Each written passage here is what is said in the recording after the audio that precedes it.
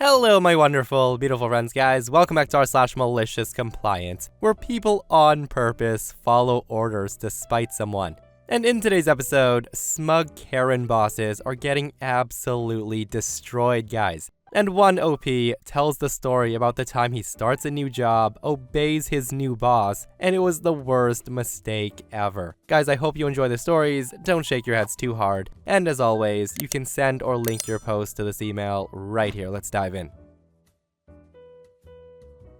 So I used to work as a manager for a very large pizza chain that's franchised. And the owner of my particular store happened to be a supreme penny pincher, to the point where a broom broke last year and he's still making us use it. That said, after we close, it takes us anywhere from 10 to 90 minutes to get the store cleaned up and ready for the next day, depending on how busy we've been that day, and it's always busy.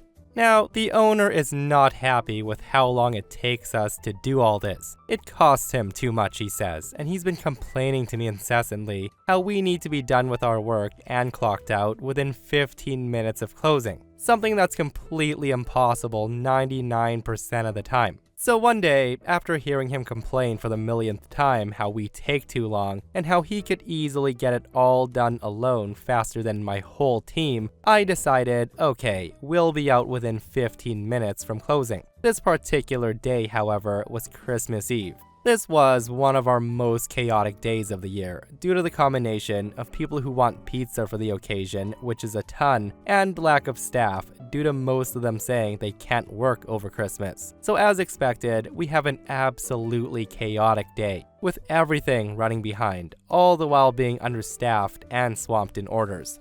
And this is when closing time comes. The owner has long gone home, leaving me with my two coworkers to close up, and the store's an utter mess. Usually, I get most of my stuff done before we even close, but there hasn't been a single opportunity that day. The floor is littered with food and garbage, and the stack of dishes to do is literally almost a person high. So I tell my coworkers to sweep and mop the floor, while I blitz through the cash counting and the end of the day paperwork, and we get all of that done in about 10 minutes. Now we're standing there with a pile of dishes and all the next day prep to be done. And that's when I look at them and say, well guys, the boss wants us out within 15 minutes, so I guess we don't have time to do all of this. And with that, we leave. So the next day, which is of course Christmas Day, we're closed, and we can't work. But the owner decides to go in that morning to check if everything was done correctly. I, of course, get a lovely text message on Christmas Day from him, wanting to know why nothing is done, and the guy's mad. I just give him my professional reply saying, as per your instructions, I made sure we were out of there within 15 minutes, just like you wanted. I found out a couple of days later from a coworker that he spent his entire Christmas Day there, doing all the cleaning, the prep work, everything on his own, to get the store ready for Boxing Day. Something me and my team could have done in a couple of hours, all because he wanted us out of the store quickly that night to save money. He never complained about how long we took again after that. I also want to say that the boss is a nice guy overall. He's just really, really cheap and has no business sense. You know what? Some people really need to learn the hard way. And from what OP said about their boss, those are the traits that make it super hard to succeed. Like, I used to work for an ultra cheap boss like that, trying to save money on the littlest things that don't even matter. Meanwhile, they're bleeding excessive money in other parts. Like, just the fact that the owner's not replacing a $15 broom says a lot. And OP does pop into the comments to say, I've tried so hard to help him get the place running great, but he fights me at every turn, so I just quit in the end. So to start, I work at a casino. I'm the technician that handles all the CCTV cameras. Originally, I worked in the casino warehouse, but I was hired to be the tech after a glowing recommendation from my former boss. I will preface this with the fact that I had no IT or mechanical experience professionally when hired to do this position. I was told many times during the interview and orientation that I did not need any experience and that I would be trained by our other tech. So the story begins on my ride to my first day on the new job. The previously mentioned tech, who we'll call Walter, and I live close together, so we began carpooling. During the ride, Walter began telling me that there were orders I would be given by our boss, that he doesn't feel is part of his job, that he refuses to do, and that basically he'll be mad at me if I try doing them for him. I tell Walter that since I'm so new, I'll have to follow expectations because I don't want to cause waves. This sets Walter off, berating me with all sorts of nonsense. Like, how are you gonna say that you have pride in your job if you do things that aren't your job? The guy basically called out my pride. Now, here's the thing. My pride doesn't come from things I do while I slave for pennies to pay for some rich guy to have a 4th Lamborghini and a 9th mansion, so whatever, I shrugged it off. Now, when we get to work, our job is to install new cameras in the bar, which is going through a complete renovation. In order to do this, we had to integrate these new cameras into our very dated, very disorganized camera network that only Walter knows how to work with. So after working with a hub that acts as a landing point for our new inputs, he began getting frustrated, swearing and throwing his tools. I begin to distance myself. I go to the bathroom and come back. He's then very angry, and he begins accusing me of doing the things my boss tells us to do, that apparently isn't our job. So with that, Walter goes to our boss's office, who we'll call Todd, and tells him that none of this is his job, and leaves for the day. I come to the office a few minutes later to ask Todd what he wants me to do, since Walter went home. And Todd tells me that since he left, it's now my responsibility to integrate the new inputs. I then explain that the error can only be solved by entering lines of code that I know nothing of, and that tech support won't be back until the following Monday. It's a Friday. This is when Todd says to me, "Well, it's broken now, so you can't mess it up further than it is, so go do it. I don't have time for this. I need to go home. Just make sure it's done by tonight, because our executive committee will be inspecting the bar." Now, I try to explain that this issue is a network issue and could potentially take down cameras that are necessary for state compliance. I told him the only other thing I heard was that the code that tech support had given us kept doing something weird with the cameras we needed for compliance, and that Walter knew how to bring them back online, and I didn't. He doesn't give a crap though, he just leaves, but not before telling me to run the damn code and do it. By this time, I'm at about 10 hours logged on this shift. My ride home is gone, and I'm starting to get pissed because my boss expects me to do something that I have no idea how to do. I then decide to comply with malicious intent. So with that, I read for another 2 hours at how to navigate the settings for this hub. I then plug in a laptop and open up the software.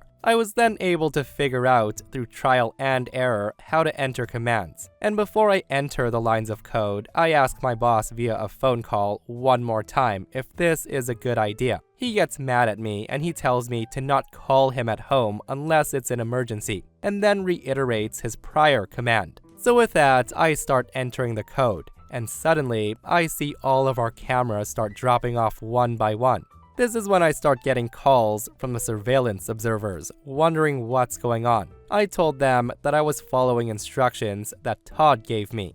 They were all very mad, and they began calling Todd, our directors, and after nobody gave a crap, they called gaming.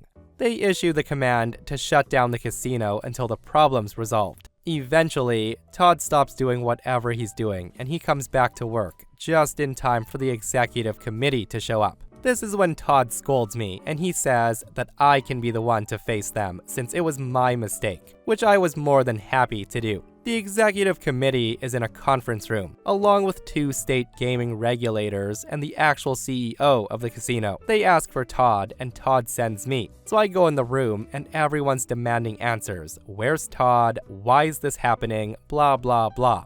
They then tell me that every minute this casino stays closed results in thousands of dollars in lost revenue, so this is a really, really serious problem. The executive committee unrelentingly grills me, and I have to take a second to clear my head before I respond, or I might just start slapping these people because they were literally yelling at me. The tension in that room was effing crushing. So I sit down, grab a bottle of water, and then explain to them what happened. That it was my first day at work and the other tech just left off to someplace and nobody knows where he went. The CEO actually apologized and then told me to go ahead and head home, and that I wouldn't be blamed for anything. I took the bus home. The next day, with the casino still being down, I passed Walter in the hall, who had just been transferred to another department. I then go to the surveillance room, where I was then shown on video what happened once Todd was tracked down. Apparently, one of the members found him hiding in an elevator service room.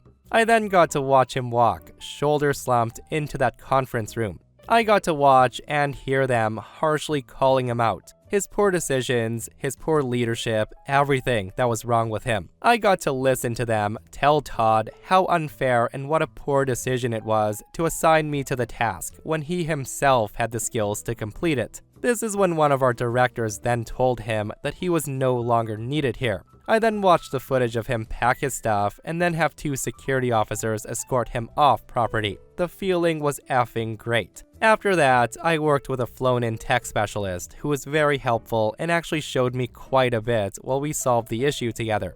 Later, I found out the casino lost over $1 million in revenue over the evening, between fines and the fact that this was a high-roller event weekend gone wrong. I still love thinking about this 5 years later. You know what? You can't even feel bad for Todd in this situation. Because being the boss, you should know what your new employees' capabilities are. Like if they tell you they don't know how to do something, it's the boss's job to make sure the task gets done. And with Todd knowing how to fix the problem, he easily could have prevented this. But no, he had to get fired and cost the casino a boatload of money. What a huge mistake that was. Okay, so this happened several years ago, but it was some malicious compliance that lasted for years. My former employer uses a points-based system to track attendance. If you're late with a call-in prior to the start of the shift, it's half a point. If you're late with no call, that's 1 point. You accumulate enough points and you're fired. That said, there's a set of train tracks crossing the street that leads to my workplace. Occasionally, trains will stop while blocking this crossing. If you're caught there in the last few minutes before you're supposed to clock in, you have a decision to make. You wait or go around. Either way, you might be late. So one night, during my years on third shift, I was stopped at these tracks and I decided to wait. Eventually the train moved on, and I raced to the parking lot, used my keycard to zip through the turnstiles, and ran to the punch clock. My clock-in time was 10:30 p.m. At my workplace, they have these biometric punch clocks that read your fingerprint to clock in. Sometimes these clocks will not read your fingerprint, so I get to the punch clock and it said 10:30. I'm golden, as it doesn't track seconds. I enter my employee ID number and then place my finger on the sensor. 3 beeps. Failed read. I tried again. 3 beeps. Tried once more. 3 beeps. And no, I'm not trying again because by this time, the clock was likely to tick over to 10:31 in the middle of reading my finger. When I got to my assigned work area, I told my team manager what happened. He told me not to worry about it as he'd manually punch me in, and I should have listened, but I'm a worrier. So in the morning, when the front office people started showing back up, I went to the attendance office to confirm that my situation was good. The office administrator decides to check my gate time and use that as the determining factor. I had scanned my keycard at 10:30 and 22 seconds p.m. That's a late no call. 1 full attendance point to be issued. This is when I reiterate that it was a train stopped on the tracks, completely beyond my control, and she advised me to leave earlier or get a cell phone to call in with from the road next time. Well, what I did instead was start calling in absent in the evenings before leaving for work, just in case something comes up after I leave home, but before I arrive at work. The first few days, the attendance office up front was just bemused. After weeks, they became annoyed. After months, they'd apparently complained enough, and I finally got told to stop. During the course of this conversation, they revealed that calling in too early before the start of your shift made it extra challenging to make sure the notice gets to the right members of management, because the message is no longer flagged as new by the time they're creating logs for the next shift. This was great news for me. From then on, every morning before leaving the premises at the end of my shift, I used one of their phones to call in absent from my next shift that evening. They tried to write me up for insubordination, but the labor union slapped it down, pointing out that the collective bargaining agreement specifies the time we must call in by. It does not specify a time by which call-ins may not be made. Cue the huge grin across my face. Even long after I got a cell phone, I continued doing this. I would just call in on my way home instead of sticking around to use their phones after my shift. I found out years and years later from some union reps that upper management never got over this. It drove them absolutely nuts that they got beat at their own game by something so simple. It didn't bring the walls crumbling down, but it was a persistent, enduring source of frustration for them. And really, knowing that you can manage all that with just a 22-second phone call a day, that's the kind of thing that gets you out of bed in the evening. Okay, not only was that malicious, but it was continually malicious, which makes it so much better, guys. Like the fact that OP kept being compliant for years after, even when they begged him to stop but aren't able to punish him for it, that is absolutely priceless. And hey, that's one way to deal with a place that penalizes you for being 30 seconds late, which is absolutely outrageous.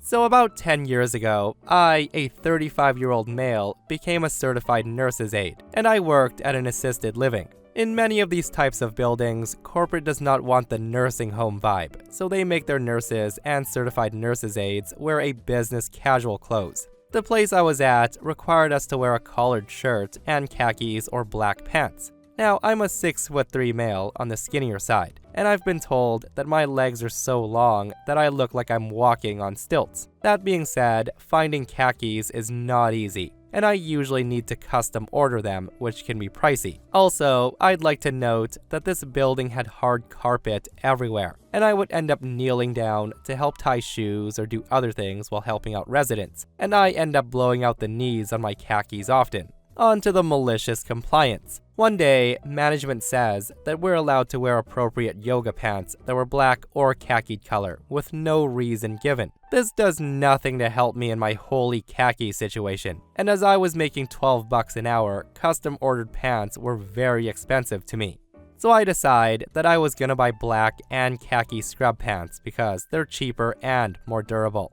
I go on wearing them for about a week with no issue, and that's when management calls me and states that the policy is no scrub pants, and I would be written up if I do it again. I tried to explain my financial situation, that each pair of khakis was costing me most of my day's wage. They just respond with, "Figure it out, no scrubs." I then grab the flyer they posted about yoga pants, and I start to make the case that if women are allowed to wear yoga pants, which are much cheaper, that I should be able to wear scrubs. Again, they say, no, it's not the same. At this point, I look down and see the wording on the flyer is, quote, "As a thank you for your hard work, management has decided to allow all nursing staff to wear appropriate yoga pants if they would like. No gender noted, just that they must be black and not low cut." So cue the malicious compliance. I go home and I tell my girlfriend at the time about this, and I ask her for a pair of her black yoga pants. And here's an FYI, my girlfriend is barely 5'3", and when I tried them on, they barely went past my knees, but they covered my butt though, so they worked. The next day, I walked into work, proudly sporting the yoga pants, with my hairy calves, stilt-like legs,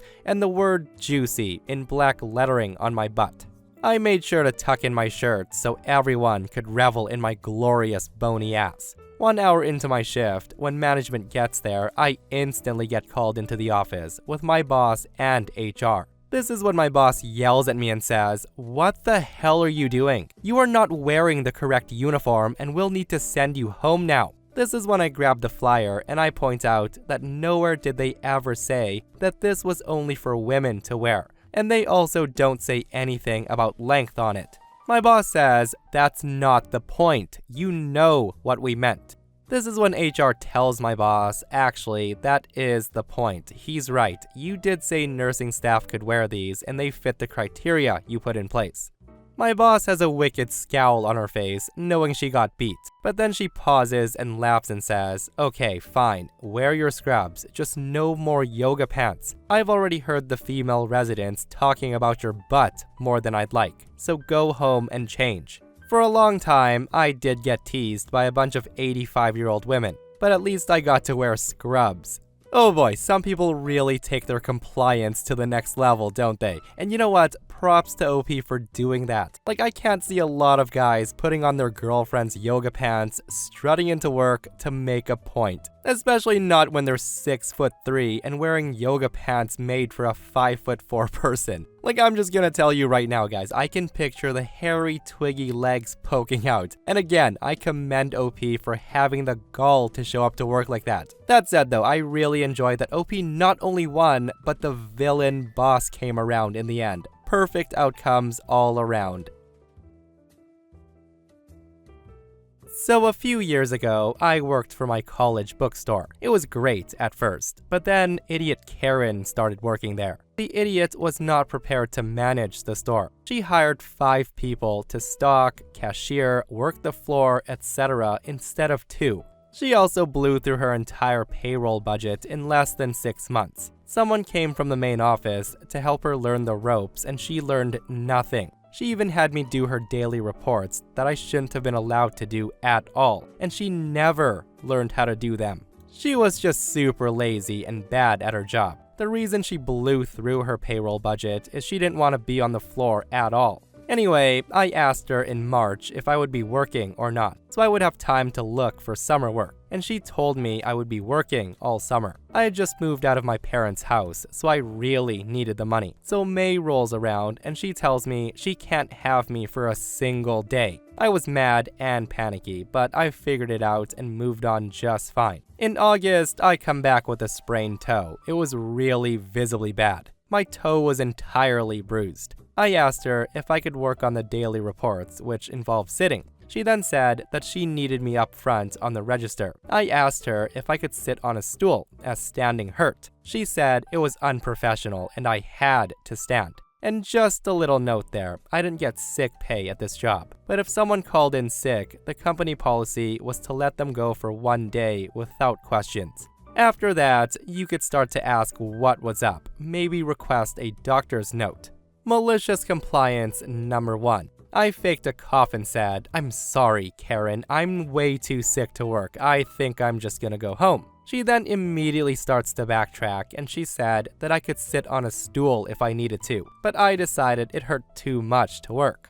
I had thrown the real rules in her face, as there was no rule against sitting at the register, and she had to let me go home. She was then stuck on the floor all day. The next day I worked, I looked at the schedule and I had no shifts beyond that day. She had even taken my name off the schedule. It was frustrating and petty as hell. I found out later that she thought I talked too much. I'm a damn cashier. It's my job to talk to people. It didn't get to me for long though, since I was already done with this BS of a job. I was back in school, so I didn't really need the money due to student loans, and I was starting my thesis, so I decided enough was enough. Malicious compliance number 2. Toward the end of my shift, I requested a meeting with Karen and the assistant manager. She told me she couldn't have me working often, but that I could come in once a month to do the daily reports, which I thought, ew, no. I then told Karen that I was giving my 2 weeks notice as I had schoolwork to do. It was pretty clear that she wanted me gone, so she wholeheartedly agreed.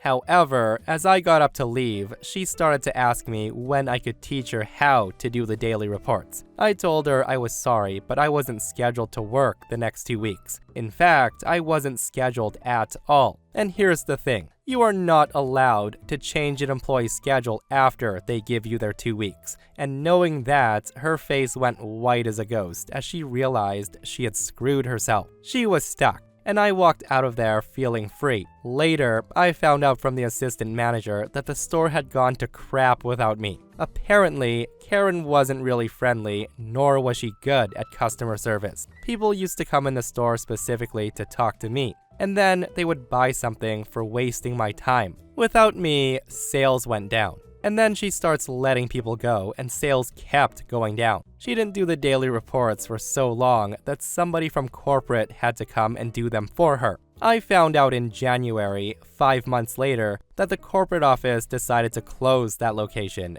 That meant that Karen was out of a job, and they weren't looking to hire her back into the company. I don't know what happened to her after that. Seriously, reading a story like this, you can't help but wonder how Karen got hired in the first place. And also, how the heck do you mess up so bad that a college bookstore is losing money?